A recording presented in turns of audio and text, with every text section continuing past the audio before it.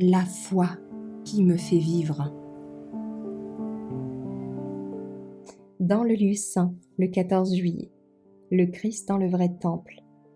Ce n'est pas par le sang des boucs et des veaux, mais par son propre sang qu'il est entré une fois dans le lieu saint, ayant obtenu pour nous une rédemption éternelle. Hébreux 9, verset 12. Au printemps de l'an 31, le Christ, le véritable sacrifice, a été offert sur le calvaire. Lorsque le Christ sur la croix s'est écrié « Tout est accompli », le voile du temple s'est déchiré en deux. Ce voile était important pour la nation juive. Il était d'une matière très coûteuse, de la pourpre et d'or, et avait une grande longueur et une grande largeur. Au moment où le Christ rendit son dernier soupir, il y avait des témoins dans le temple qui virent le tissu lourd et solide se déchirer de haut en bas par des mains invisibles. Cet acte signifiait à l'univers céleste et à un monde corrompu par le péché qu'une voie nouvelle et vivante avait été ouverte à la race déchue, que toutes les offrandes sacrificielles se terminaient par l'unique offrande du Fils de Dieu. Le type a rencontré l'antitype dans la mort du Fils de Dieu.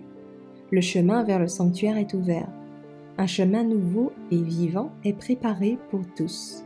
L'humanité pécheresse et affligée ne doit plus attendre la venue du grand prêtre.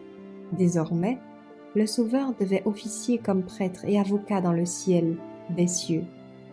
Il y a maintenant la fin de tous les sacrifices et offrandes pour le péché. Le Fils de Dieu est venu selon sa parole. « Voici, je viens.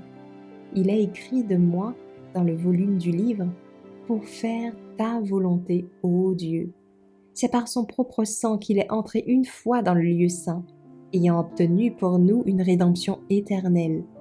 Hébreux 10, verset 7. Hébreux 9, verset 12.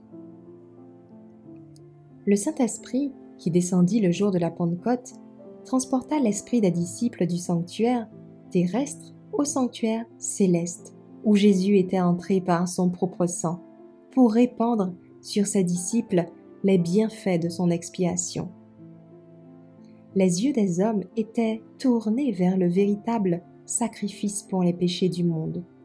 Le sacerdoce terrestre a cessé, mais nous regardons vers Jésus, le ministre de la Nouvelle Alliance. Le frère aîné de notre race est près du trône éternel.